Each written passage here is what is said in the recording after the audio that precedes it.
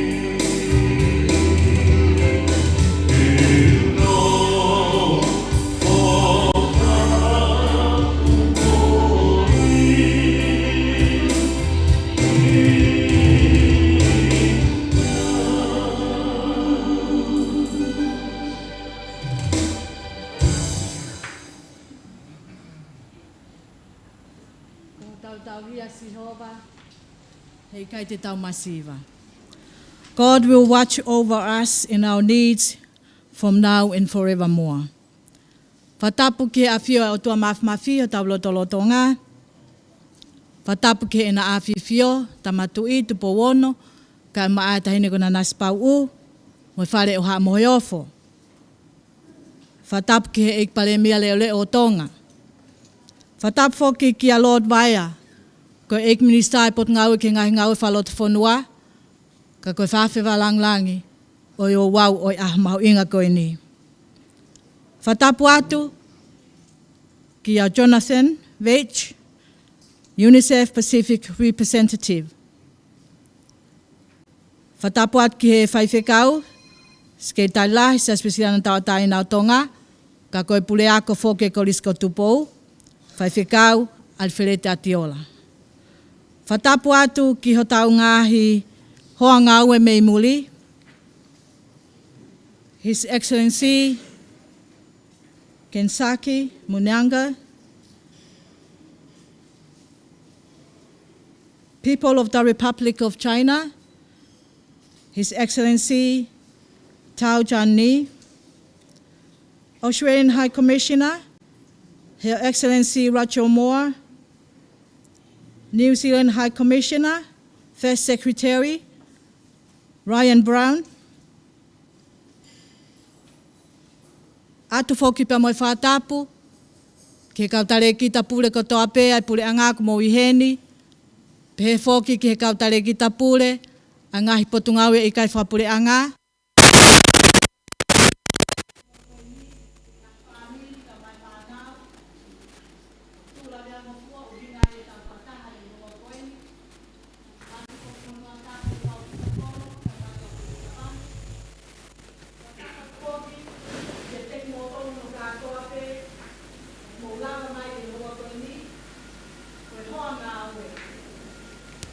Me he pule anga, mo i kai whapule anga. O i potu ngā ue ki ngahi ngā ue whalot whonua. Koe whina mo tua whakahoko lea i hoa koe ni ko Luisa Mano Whetoa. Koe whatongi ape kon whakahoko te tau polo kalama. Mo mau pe polo kalama e pongpongini, pe te tau whai pia whatatau. Ke whotu tua e polo kalama. Whainga maari e koe ni ko whawhi e whaiwhekau. Whaiwhekau, alwherete atiola. Kene tataki ki tau tolu i he lotu he pongpongini. Malo.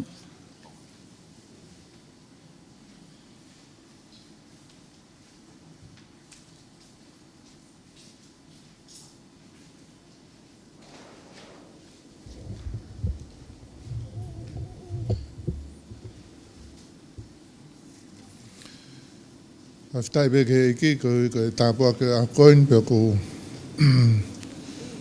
ko famor ke famar malu pe mua i he tara whakatap ka kato ko a whaki he whakatau kei ko karama i pungpungin.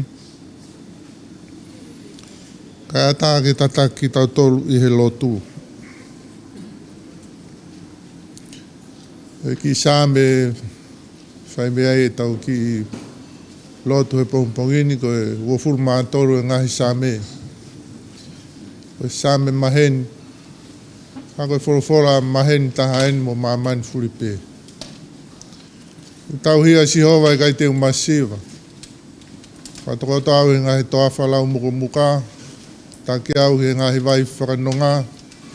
Lau maari e gune whakafoki. Hono uhi ngā e. Ko hono hua whape. I o neongo te alpe i he te rea. Umalua kai a mate. Kai te umana wahe ki ha kovi. Ke ko e kuma whiauhi. Ko si o toko toko mo a kau. Ina whakawhia maari e au. Ke teu mai au ha te pire. Ka ko ngahi whiri o sio mei he. E panilolo ho uru, whon mahua hua e kui pu. Tā e tau piri mai le rei mo e aro o whahi o ngahi aho kotoa. O nau e whare si o wā. E whai pe o lau i kuonga.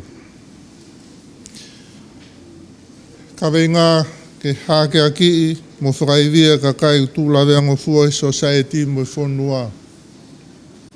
Tau mea nei te aha mea nei hoko mai ai ho tau whakamu ui ki mamani. Ka koe whenga peke toko ni ai tuku hao si a mo i tūlawe ango fua o hange koe poro karama o i pongpongini.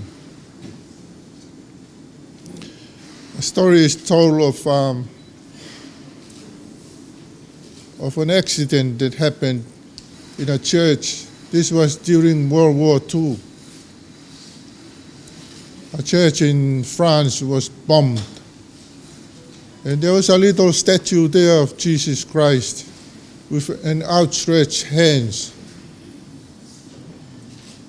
And in this particular event, the statue kind of fell down and broke the two hands.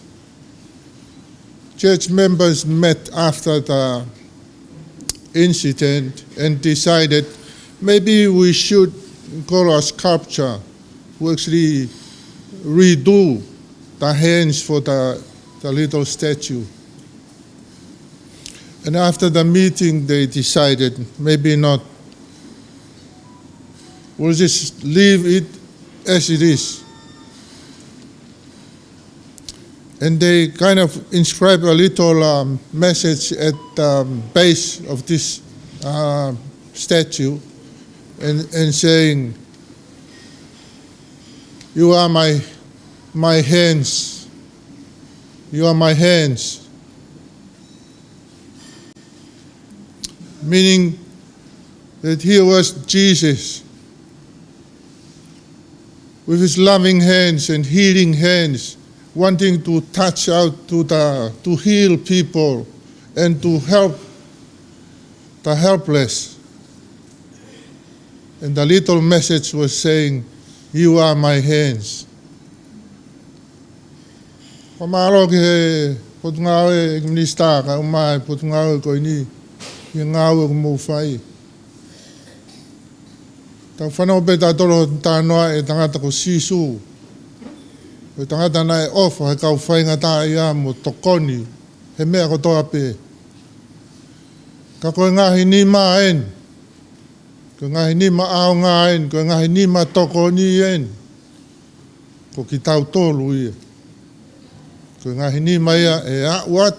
We are the practical hands that could reach out and help those who are vulnerable and marginalized. We thank all the ministry, also our partners here from TANO organization, and all of those of you from the diplomatic missions. Ke tau lotu. E o tua mafi o mau whawhitai ki hoa whio. Tāpua ke pongpongini mau whakataha mai. Ebe kakai o whainga maari, o kuia e kakai, o kui kai ke whainga maari. Koe mamani au mau iai, tu ngā hoa pe. A koe tāpua ke o pongpongini, ko ngā tolu kou whainga maari e. Nau kumia whaunga ke tokoni ai ka tengi nau tolu, o kui kai whainga maari e. Koe a whiona ia, mawako me o whorofora ilo. Whainga maari ko toa pēna ke mauna ke ahia ki nau tolu nei whainga tā ia. Pea ko whinangaro ia ke a o atu o tau kupu mawhio. Hapai hake ak nau tolu whaingata ia. E ko whinangaro. Nā ke whorofora ki ai. Nā ku hau ke mō mau e mō ui. Pea ke mō mau ia o lahi au pitu. I have come that you may have life and have it abundantly. And here we are sharing your love, sharing your abundant life. And we thank you for the initiatives and the work that Mia is doing in our midst. Tāpok mai e ke ngau e pongpungi, tāpok mai e whakawhakalangilangi, pe tāpok mai e CEO ka mai potu ngā uen. Tako ni e ngahi kupu kawako tāpe ke mau whotunga re rei e tō kupu alo ofa e a Fiona ke toko ni e ki nau tolu o kuwhainga tā ia. Lotu e o mō hapai atu. Hua wha Sisu Christ ko alo ko ia ho mau whamo ui. Amen.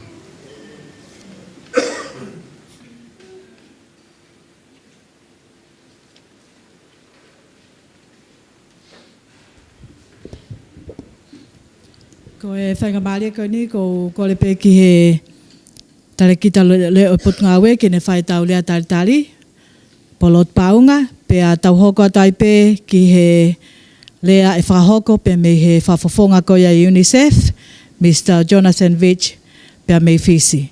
Malo.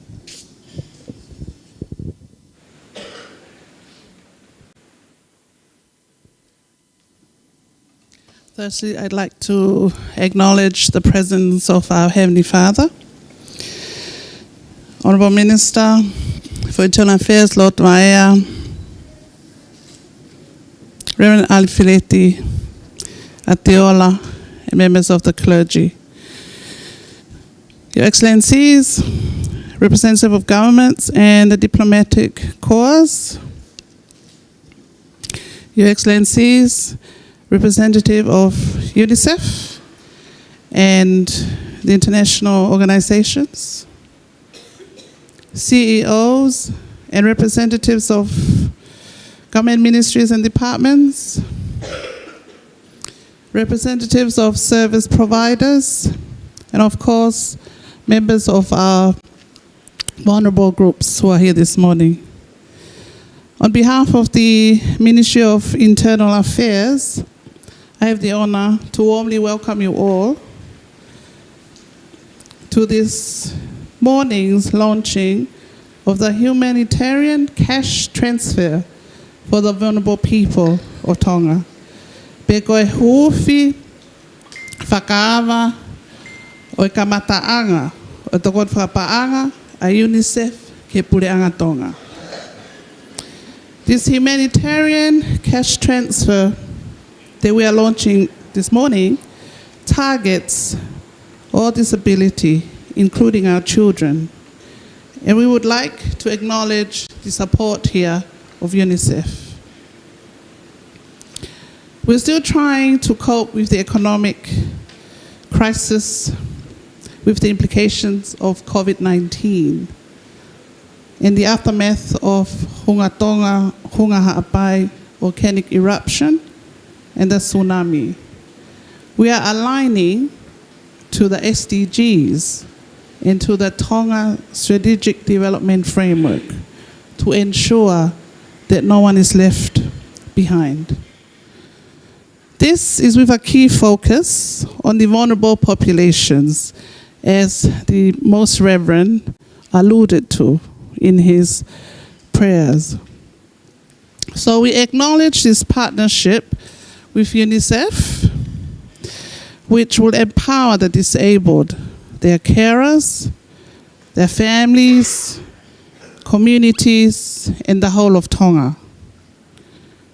Once again, I would like to warmly welcome you on behalf of the Ministry of Internal Affairs.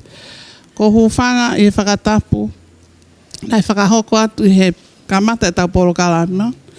O whafofonga ia tu ai pot ngāue ai ngāue whalotfonua. Ono tali lele ki moto. Ai ka whafofonga ngai pule anga muri o tau. o nuku heni mo ek minister o pot ngawe ngawe whaloto whanua. Pea pehe fōki ke ka whafofonga me ka taha o nga whakahoko ngā sevesi tokoni ke ka whangata ia. Pehe fōki ai tai lelei heni ai ngahi ai ka taki pea pehe ke ka whafofonga me ngahi pot ngawe a pureanga. Pea ki mō tōru kotoa o mō mea mai i he ata pea mo rea. Tai lelei ki mō tōru he pongpongini ke mō mea mai ke tau Paul Kalamakon e whakahoko. Tua o whaatu ka mō tōru kotoa. Mālo.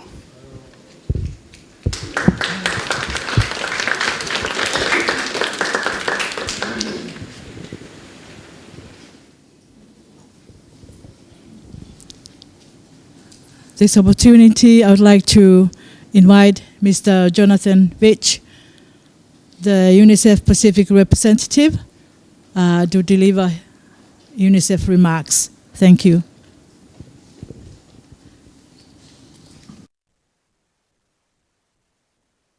Honourable Minister for Internal Affairs, Lord Vaya, fellow ministers, heads of government ministries and departments, senior government officials, excellencies and members of the diplomatic corps, members of the media, distinguished guests, ladies and gentlemen, malo alele.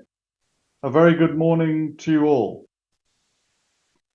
On behalf of UNICEF, it is an absolute pleasure to join you all today at the launching of the humanitarian cash transfer social protection response to the Tonga Hapai volcanic eruption and tsunami in collaboration with the government of Tonga.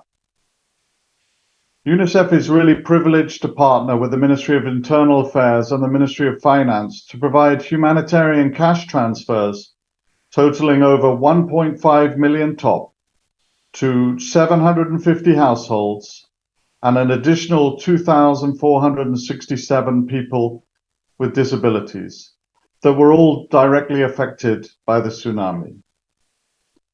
The volcanic eruption in January 22 was the most destructive natural disaster to hit Tonga in over 100 years. In total, as you know, 84% of the population was affected, including around 36,500 children.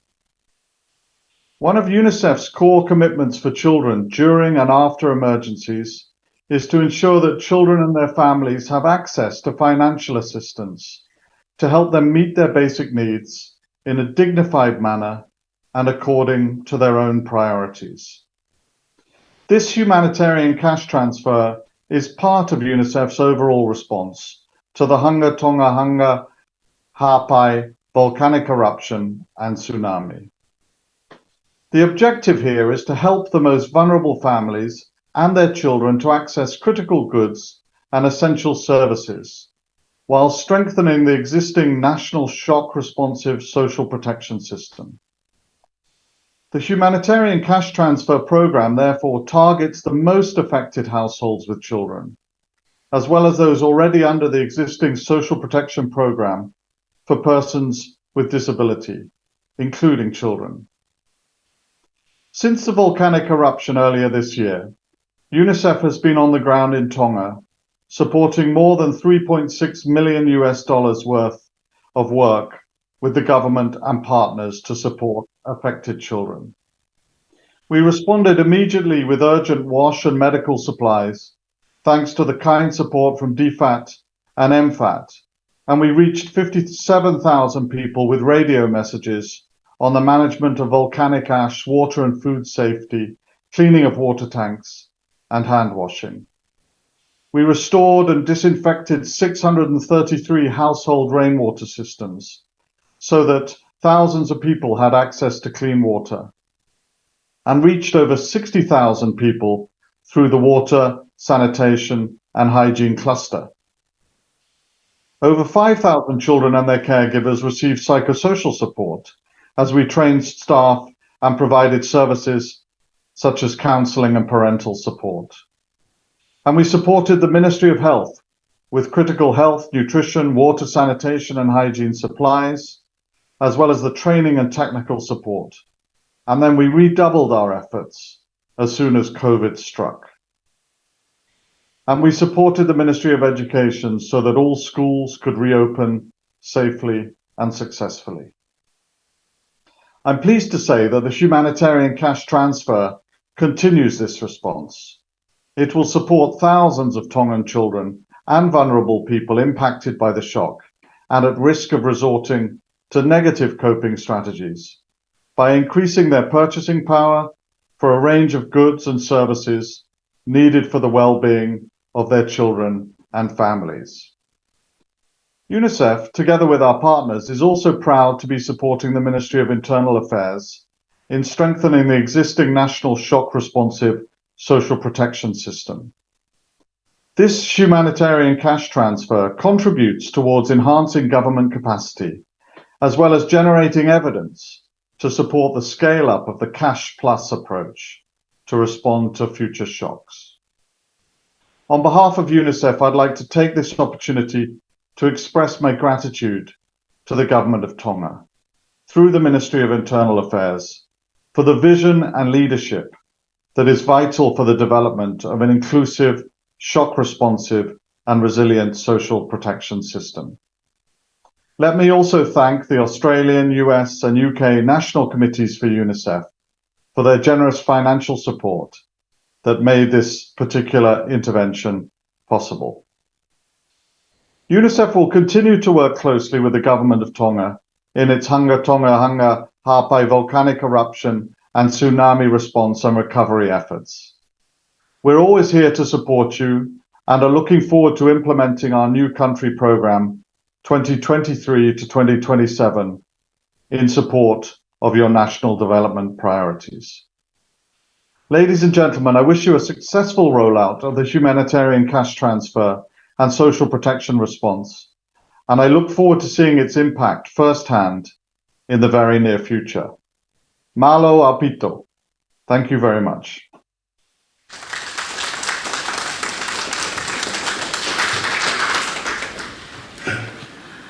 Thank you, Mr. Jonathan Witch, for such an informative and generous speech to Tonga. Next on our item is a special item from our National Tonga Vision Empowerment People, and it's led by Samuel. And there's a good break before our keynote address. Let's put our hands together for the Tonga National Empowerment Vision Group.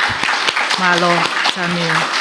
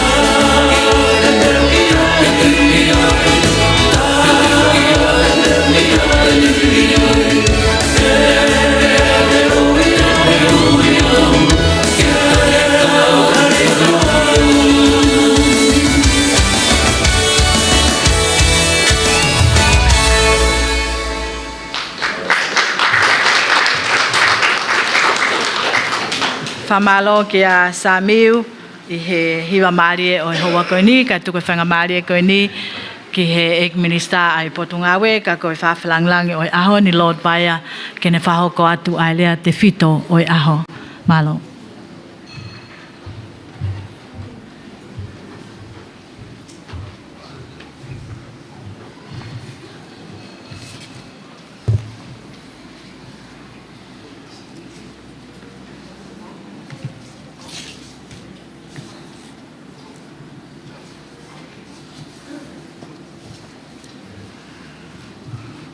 O doe whawhitai mo whamaro. Tau la mahawa o tua au tau inasya he ahoni. Whakoro fuak. Lako I whio e hau e whonua. Lau maari e rea e hou e ki. Kau maa e ekpare mia o Tonga. Behe ki he eksea e whare rea. Kau maa ekpare steni moha takilotu.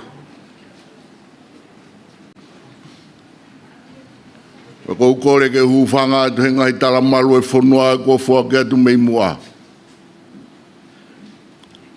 Kau maa e rotlere o atu he tangata i whaiwhikau.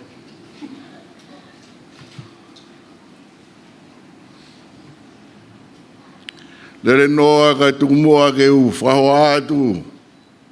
Mata atahi o tongi. Pea moe whasi moe awhi. Kai whaiha tala noa ke he uhinga e aho. Moe whakapapa ko mai he ngahi tala whikau. O ngahi whonua mei tua pureanga. Ki whai ai ha tala noa ka ki nau tolu ku kui mohe ke.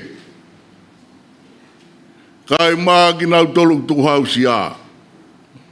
Tanga etai ki whai whikau ka taki pena ku hange o ngari malanga. Ka koe uiaki au whai he pungpungi ni. He taimina e whai ai whanonga moe kore. Moe tau toe. Maa ta pāo sailo ame. Pea kupehea e pungpungi e whakoroa he pungpungi ni. Hanga hake pure anga. Kau maa e siasi. Pea pehe ka ki nau tōlu ku tuku hau sia. Pea moe ofa mei tua pure anga. Ki whai aki ai tokoni o pungpungi ni. Ko whikau nai whai ka te au. Whai harea whakapitania. Kono I ngā koe ofa. Tuku peke u ki whahoa, tuku peke whakatonga. Kono I ngā koe mou ngā whi. Pea moe ne totoro nai hoko I he whonua.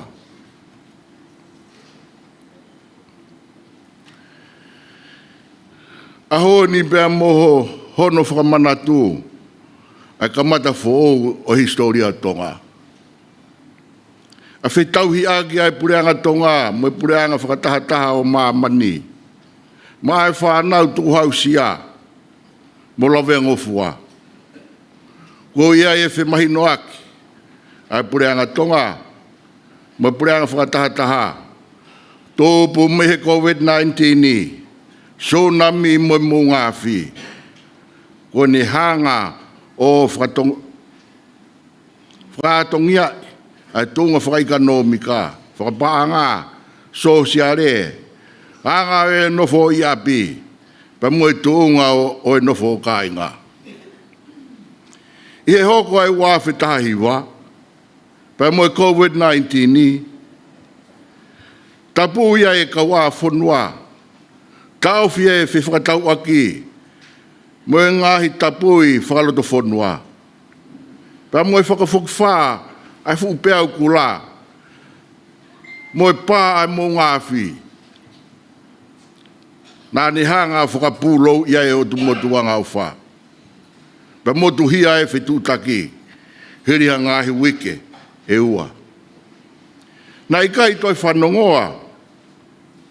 Ri e kina, mo tuhia, pe puri au pito, me he fofonga mamani. Na e puri au pito tongani me mamani. Mo ni au pito ia. Na e hanga i he mounga afi, o puhi ai one, mo suri wha, o puri ai a Tonga. Na e hanga fe, e tau kei, fe hoko taki, ai fonua mo lalo kristahi. O ku kei whehu ia, pe kei tari, he kau solo ki, mo sae ni si. Ke mahino, ai ngahi mo ngafi mo ene pā. Ke mahino, o ku iai e nau whilawe, mo e tangata, kau mai a takai. Ki mua i he aha tahanima o sā nuari wanoa wa. Ko e ea mohono a takai, na e mātu au pito.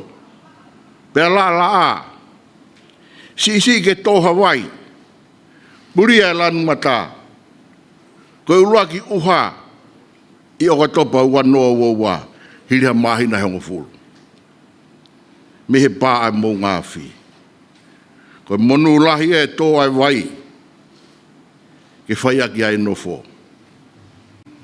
Ko wesi ai ngō we, pea si e tō e mau, ha fua le rei talu mai sān wari.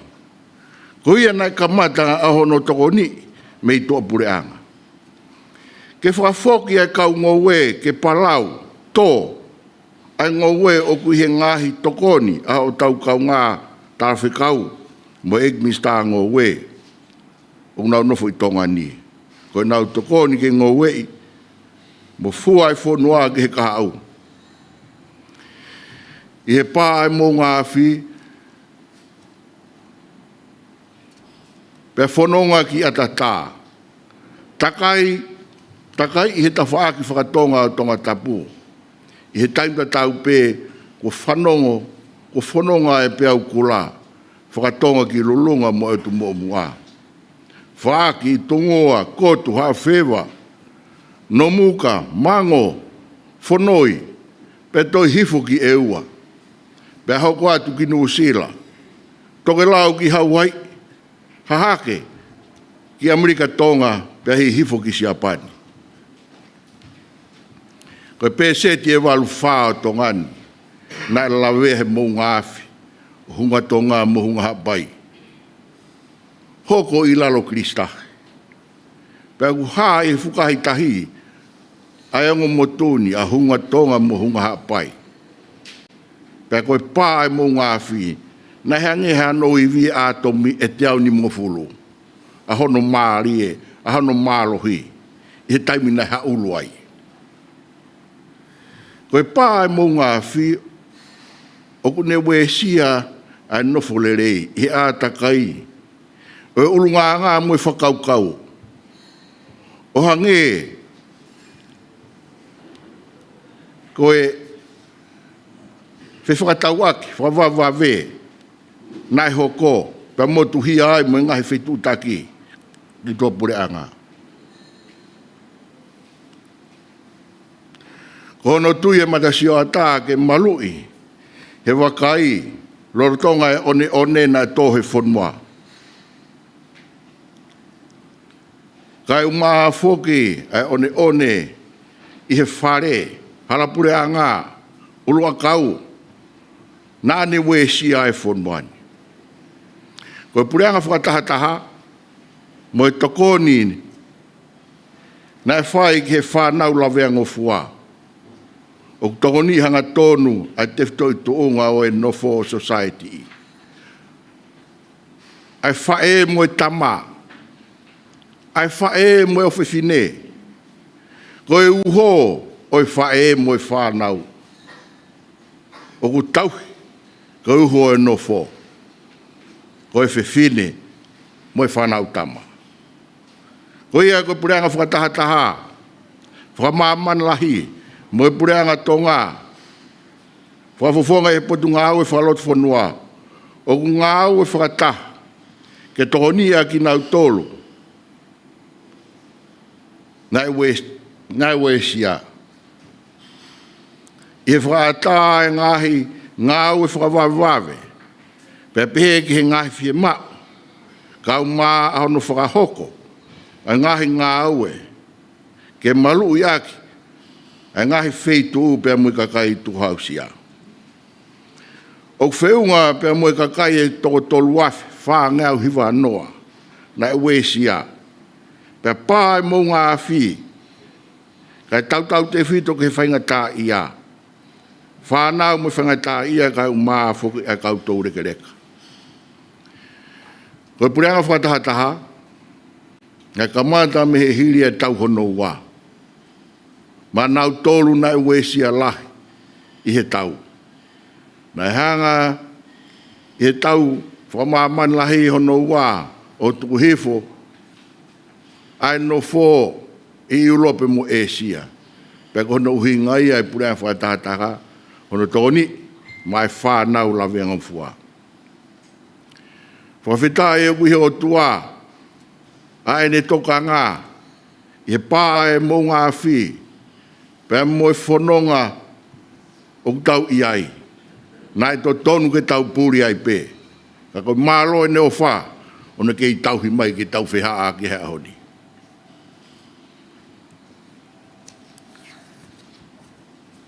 O eki kau maa e whaiwhakau.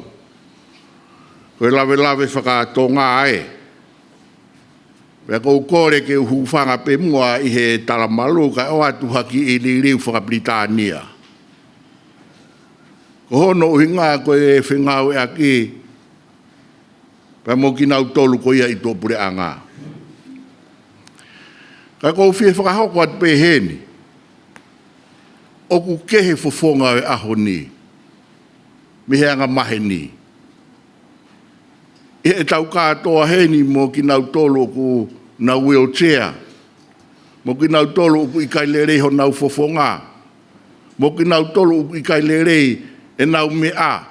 Kai umaa ki nau tolu ku i kai ke nau lawa whanongoa. Nau mea ko tohe ahoni heni. I he uhinga koe ni koe tokoni o mai he pureanga whakatahataha. He ko ki nau tolu nau lawe angofua. Ko ki nau tolu o ku whaingata ia. Bea ku pehe ai pōkalama i he ahoni. Ke toka ne kina ki nau tolu. O ku ikai ke nau mau. Ai tau atai nā. Kai umaa ai āta kai o tau inasi ai.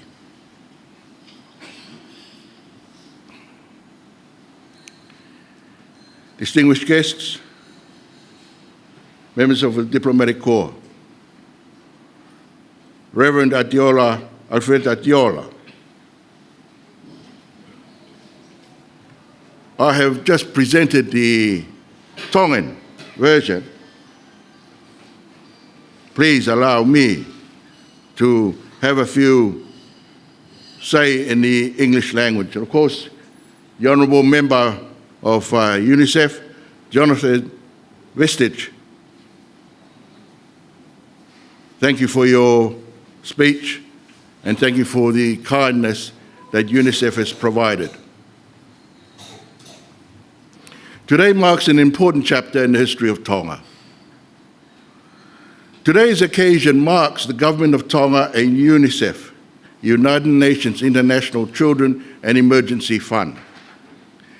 UNICEF and Tonga have come into an agreement after COVID-19. Tsunami and volcanic eruptions reshaped the economy, finance, social, behavior, and family structure of the Kingdom of Tonga. In response to the 2019 COVID-19 border closure, non-trading and local curfews, the sudden and unpredicted 2022 tsunami and volcanic eruptions not only submerged the Kingdom of Tonga, but cut off all communication for 2 weeks. Unheard of, disowned, isolated, and literally disappeared off the face of the earth. We were literally blown off the face of the earth. Indeed, we were blown away.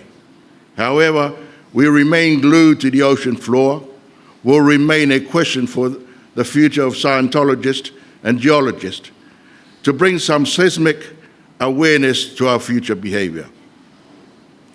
Before the 15th of January 2022, the climate had been very dry.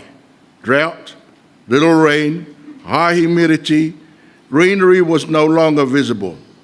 Our first rain in October, 10 months since the volcanic eruptions arrived.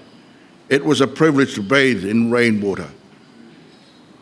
All of the root crop was destroyed in January, and replanting was encouraged with foreign funding.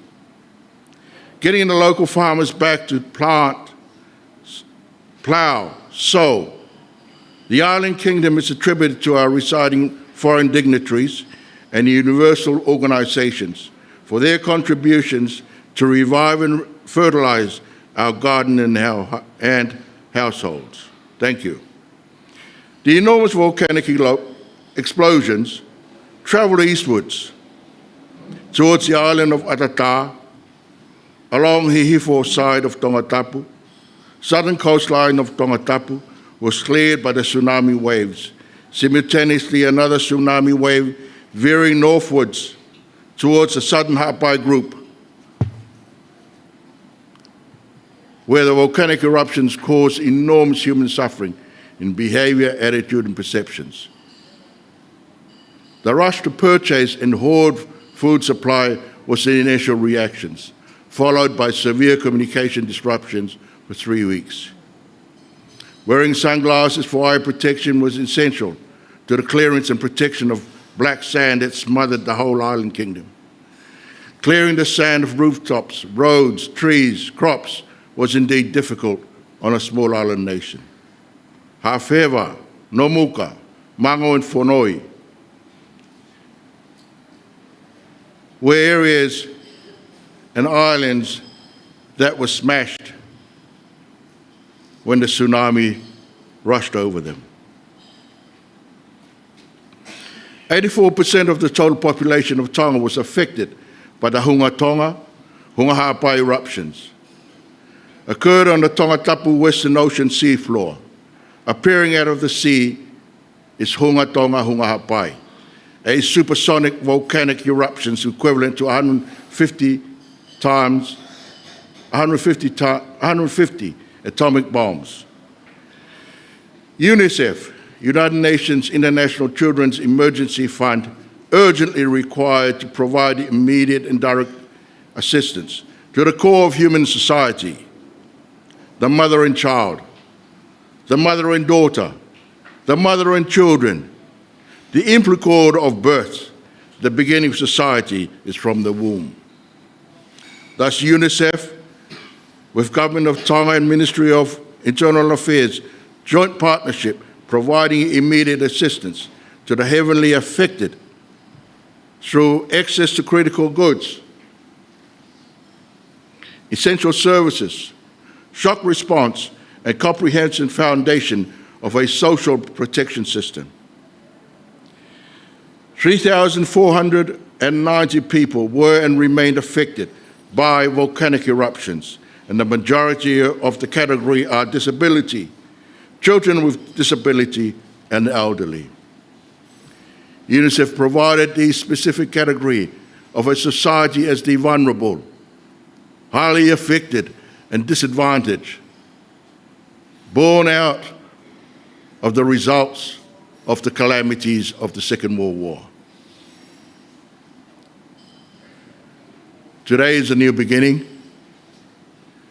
The future of the social protection and the welfare of those who are vulnerable is a new beginning in the chapters of Tonga.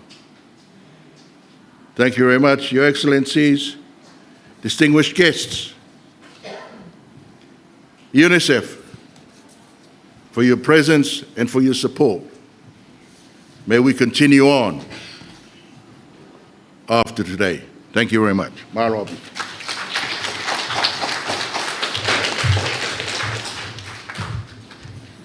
Kalau pembo ke kita kilayang eta pas-pasi malo. Ko e whainga maari ko ni te tau hoka tulewa ki he whanau e toko hongo folo. O ki nao tolu e ni ku whiriwhiri ke nao whawhawhonga mai a e toko tolu awhi whangiau hiwa noa ne mea ki ai a e minister unau maumonu ia i he ahone. Ko ia te u kamata pe a e uia to mo hingoa pa mo whamole mole pe pa mo mea mai ki muane. E o ato ho mo ngahi sila. Pea ko e ngai sila ko ia kui loto e ngai pausia mo toki lawa atu pe ki he whare paanga. Nau mateu teu mai ke whuaki atu ka te ki mo tolu a ngahi paanga ko ia. Wai pea mo e toko nima ko mo tolu ia e whuaki hanga tono atu pe ia ki ho mo ngahi akauni koe i he ngahi panke. Ka ko e whainga maari e o e ahoni mo wheloa ki ai pea mo e minister. Pea pehe pe whoki e ne whafofonga atu pa mo UNICEF ki he whakamalo ko hi ko e tokoni ko ko omika te tau tolu. Aia ko ki mo tolu eni ko kamata atu pepe a mei he whanau wako. Aia ko i heni Eleni aho pea mei perehake GPS a whamore more ka ke lawa mai ki moan. Maua te ki i paanga koe ni. Pa te ke lawa toi pe ki whare paanga mauhanga tonu. Me tamai ki te nau tari koe.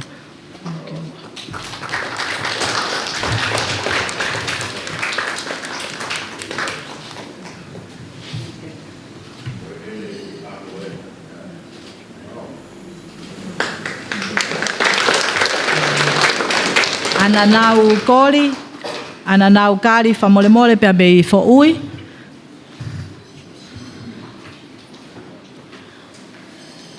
GPS a kolovai ia. Ananau, malo.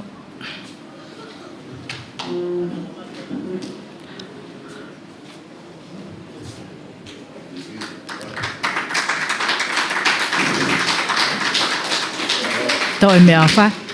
Malo. Ko Angela tuitakau, me kapeta, GMS ngele ia.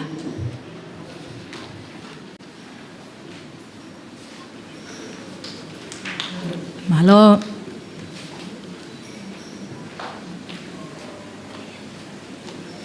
Malo.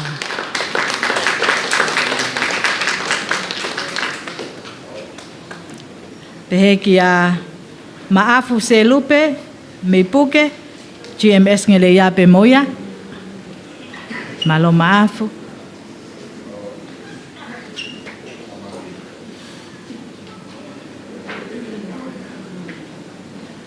Pas mai ka maaf.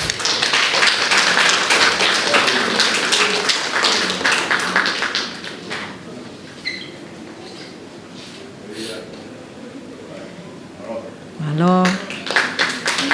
Atungia tui vailala, menukuleka, GPS ahoi.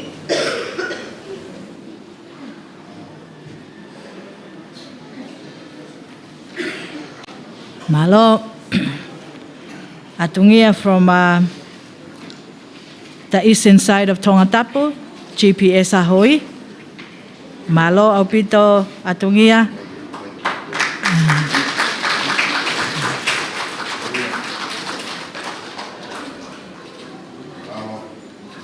Malo. Toko nima koen te ui atu, ko ki mautolu ia ai ngahi loto whare, ne uesia tamaki e he hunga tonga pia moi hunga hapai. Ema lauhingoa pia me sopu, katak mai. Pausini tuitupou, sopu, taina sele, patangata.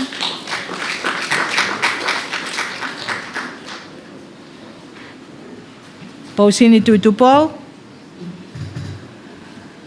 Halo. Taina sele, patangata.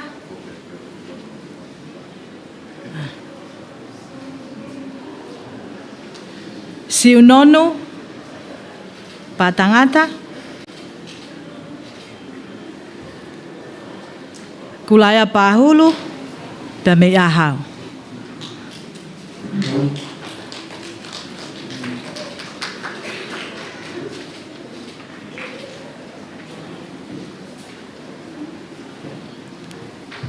Kulaya pahulu, may ahaw.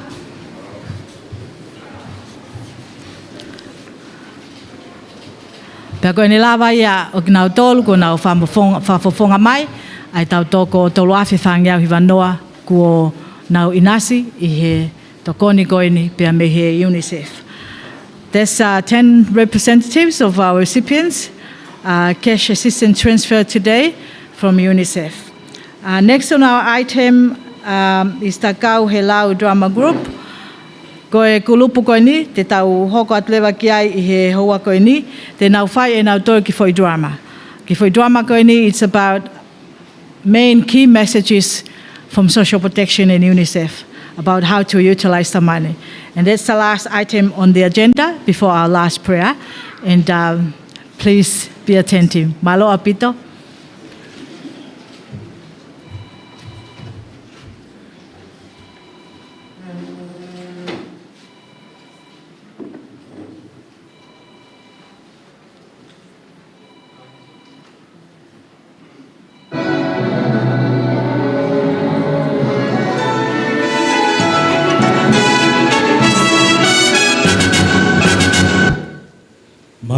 Maria ho wiki pe mo le tonga pe mo me mai hovan ka ta ke wate ngong fambu mita ko ia fika wa ki pe mo tunga lol tonga ku ia ka kai ne usia me fika tama ko ia ne hoko ia puna mo nga fi hunga tonga mo nga pai ia to na ko no ta ni ma januari wa fe wo na fika wa de pe ta man ki na hoko fika tu pa ke mai fika tama kin na ni fika tu ko nga hima ma la ki tonga ni o ta tau pe a pe mo ef ne u fu fi funga fonwa mo sen be foki ke pe akula ne tsunami ne mumu mai e puna mo ngafi ka ke he ko yola ngai save ne fa ko ku fa papa ia na wesi e mo ia ka kai to la hitonga ni na wesi ka kai to ko valmano ni mafi ai ko pese tie valfa o to ko la fa lu fu o fonu na wesi fu ke mo fa na wako to ko tolmano ono afe ni mangeau na ni ai toko ta mano valua fe wangeau ta tafa ko fana tangata to ko tamano valua fi wong yao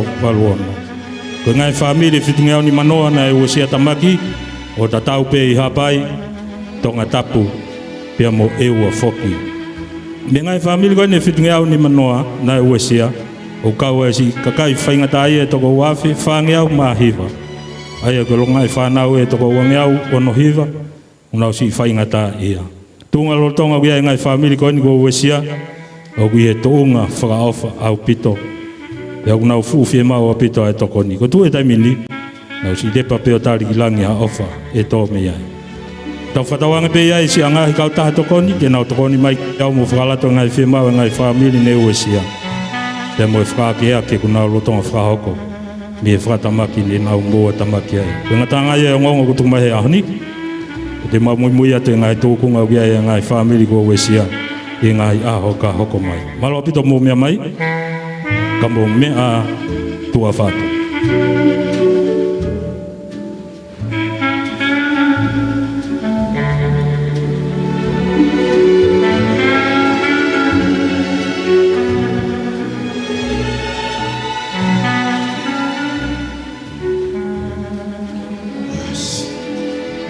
Malu le aho dia. Toko. Wow. Suka tangata aiken na wesia e tsunami. Ke lo no fapulipuli. Suka ta wesia beia. Ikai. Suka wesia beia. Toko, yaman. More fare. More meare. More kato. Iyo, paka atungan. Wesia mo atamai. Oh, ako ni. Kani meu fai go hau no vai hala ko le ko. Aga pa ko pe mo fe no ki fo. Va fa te fa nau. Ok lo. Na ta wesia pe mo tau. Iyo, fe go. Iyo. Ni te fa pe na wesia, ka te na ki se ni na ka po ke. Kono mo oni to. Takapa e roto. Koi, te fa to kon. Ode, ako tu kon. Alo tsunami mo fo. Iyo, ki mala menu toy. Ta kon to ko pe. Aga ni yao. Ale tsunami mau hosi. Alu mai pulu. Kita mena fake sio. Pagi dia habis falala. Oi. Pakai lo. Ana ko ko tulis kata. Orang apa time kita tokonya kita taiki. Oh iya, fa. O fa toko. Ada tok sio.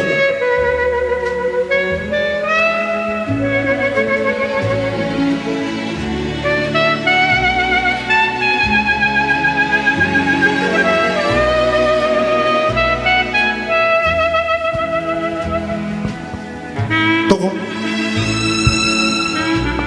Iki to kore mai ko kiau. Kesi o mau ya tahu to seni di fa malosi. Si toko. Kesi o mai ke lere pongpong, lere fiafi, to e me extra. Ko ya. Ko si o ki ka we mate ma tonga. Me ani ko ki to ya ha ngau ya ko ye ti lava fai. So ko fuha. Kau ko e mo tua ta si pinga ko vi ko fuha. Tata. O fa mai. Fai ha ngau e tau au nga.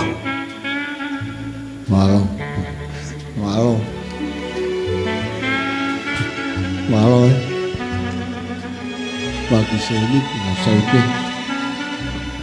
Ayo, kenau ilo iya mai.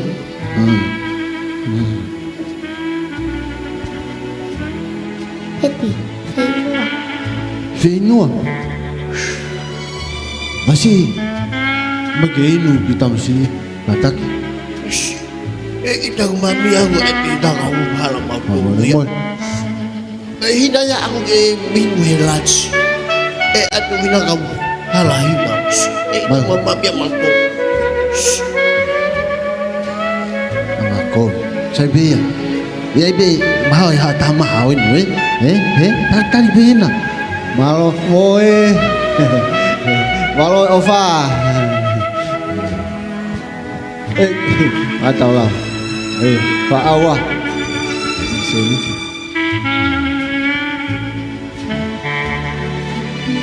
Saya kau. Ada mau Syafin. Ada mau Syafin kan baik. Emela. Lagi sini. Kau halam. Kami apa kau mau ke lotu be? Kau mau lotu. Kau mau lagi sini. Kau lemor. Kan baik. Tak tahu be o hal. Berhal. Aku follow ahoni. Talano same watol. Ko hok tau hia si hova. Hei kai tu masi. Kami apa kau atu?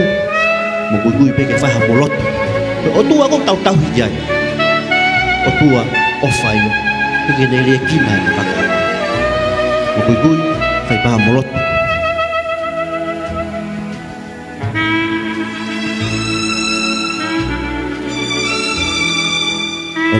Amin. Ofat kamu. Kalau kau. Ofat. Uhala mau fai kau sini. Kau agak biasa. Tadi be, o afiu tadi. Ayah.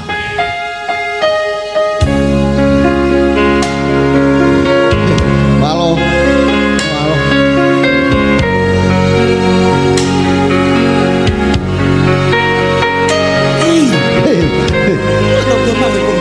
Ada orang. Pasal dia mahu kuhala ni sini. O ke ilo me aku hoko. Ikai. O kulo to nga fa hoko ko kala tokon. Me UNICEF. Maka ko mai ko nga tonga. Kaya ginau to ko fa ngata iya tau te fito ka ginau to ko na fa ngata iya fa tamat kana tua. Oh. Kok masih ini dia? Yo to kon fa kapangan. Iyo, kon fa kapanga. Tu kau lunga kau tokon di. Tu. Ife iya. Koe ofisi ko social protection and disability. Kemia. Aku tu ife miau. Koe na kutu mia hanga ko kia bego lau toi pure hanga ko nuku alofa. Koe hai miau. Ko pulo kala ma fakal podunga we fakal to fonua atonga. Oh, koe mia ko hapusi ka koe Ministry of Internal Affairs. Oh, kau dah faham lagi. Malo. Kau tu ife, dah alu ke? Iyo. Kau kata alu, kau sendiri. Ife ia masi. Ko ini heta pagi ko hanga ko ke abia ko lau te puranga nuku alofa. Iyo. Hala tau pa hau pe. Masi kita alu pe ke fahino hino mai. Pe mo hau. Malo masi. Ta alu ko fa fofo ngai miau. Malo.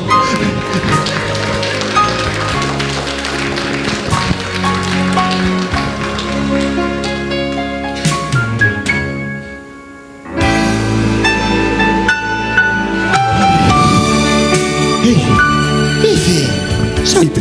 Iyo. Ke fatonga mea. Ika fatonga be ha ko be hoko. Ko kuinga tangata na no foi. Ke fatonga ku via. Asi bo oni okay lah me ko iro. Me pe ua. Baru da extend ha me ada sa tawa. Bang tot fa ba ko mi te ase. Man ye. Fa alfa. Sini puria. Ei, foi ficar. Vai tao rau. Malo. Si. Me a faro. La faka filmari me ko. Ko masi. Ko to ka na walo ku me fa ka we bai bai.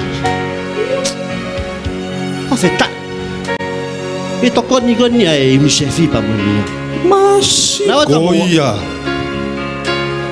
Sio. Lava me a kotos.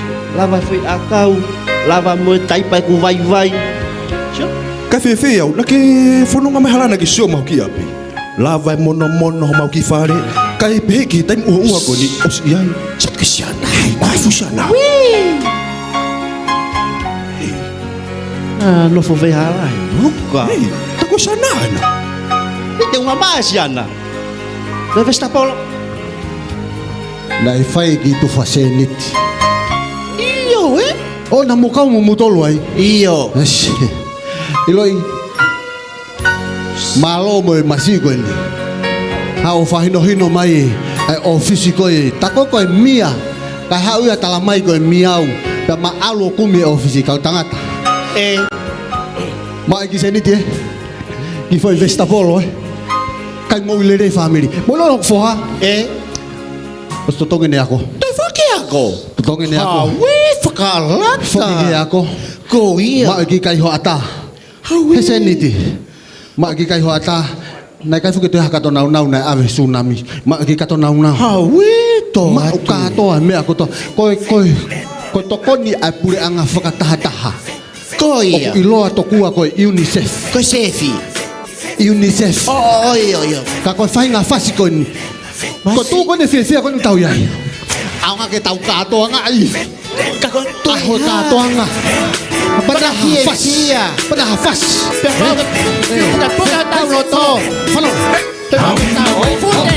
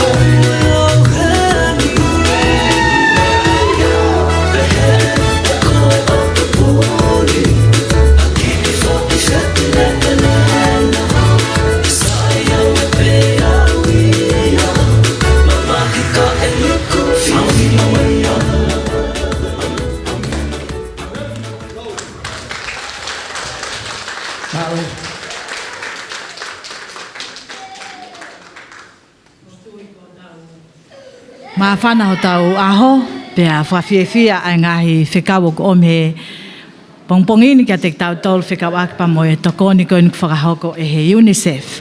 Kai ke ngata pe he tau mau mea tokon lelei nutrition, wa e tau ngahi resources ke education, ko e tau health.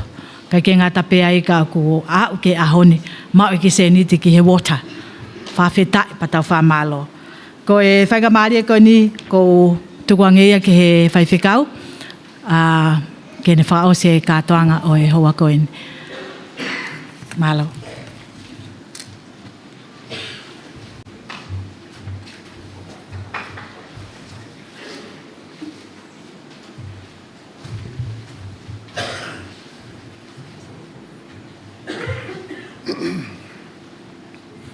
King George Dubo I of Tonga visited Australia for the first time in 1858, I think.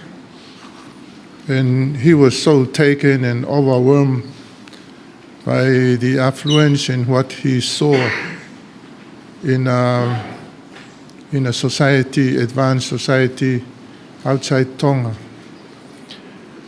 At the same time, he was a little disturbed when he observed the so-called homeless people. And he said to himself, I will make sure that there will never be such people in my country.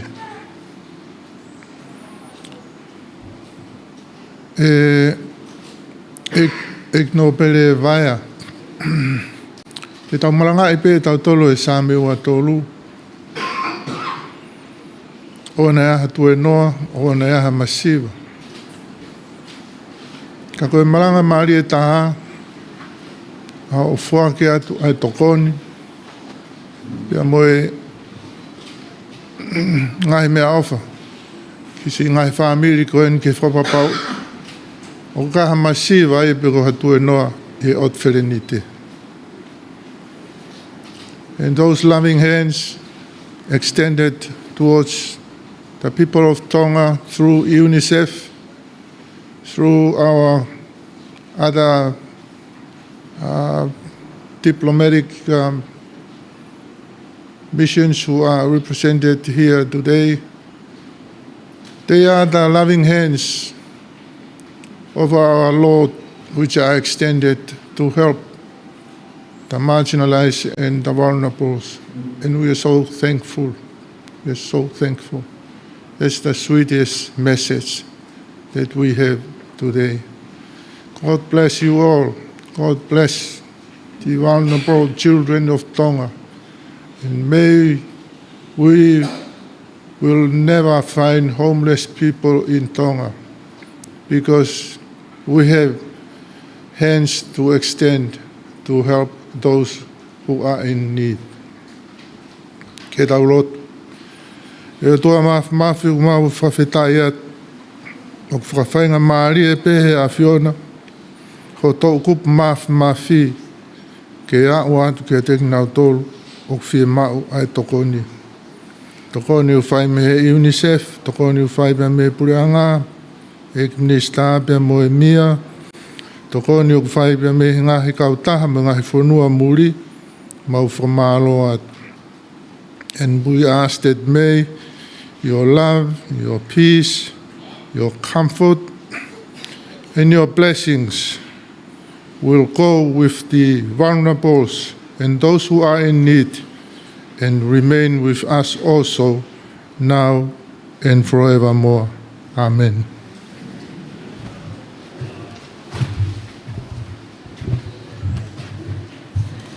Ki mua pepe tau whaosi ai ko i kakato ia ai programa make ko i pongpongini ko i programa ni me hi pot ngau ko ia ngau foro tu fonua filave i ni pe mo puranga fatata ki fanau ai ko nga tuk me ni ai tokoni ko no malo ko sosiale ko ia na tolu ko panga foaki me hi UNICEF fa ko e hodere tano ai korofa kama ki ai pot nga we mo na wa ko ki tava ke a pe fo ki Minista a lot wa ya lang ne le te fa ni pongpongini fa fo ki live stream ai Broadcom broadcasting fa tama ka to ai web player pe fo ki a tubo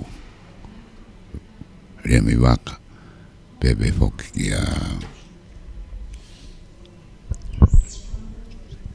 pe hoki kia putare vutu fua mi he le te o wala fitu poinima ko sa slovaka mumea